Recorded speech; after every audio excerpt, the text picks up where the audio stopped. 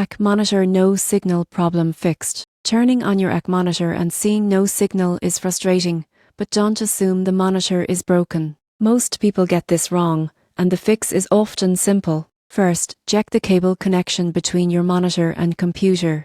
Unplug the HDMI or DisplayPort cable from both ends, then plug it back in firmly. If possible, try a different cable. Faulty cables are a common cause. Next, make sure the correct input source is selected on the monitor. Use the monitor's menu buttons to switch between HDMI, DisplayPort, or VGA, depending on what you're using. Now check your computer. If you're using a desktop, make sure the cable is connected to the graphics card, not the motherboard. You won't believe how often this tiny mistake causes no signal issues. Restart your computer while the monitor is connected and powered on. This helps the system detect the display properly.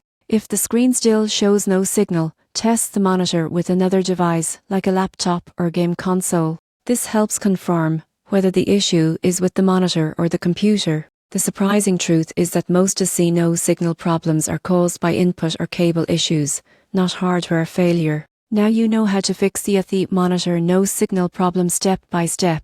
Subscribe for more quick tech fixes that actually work.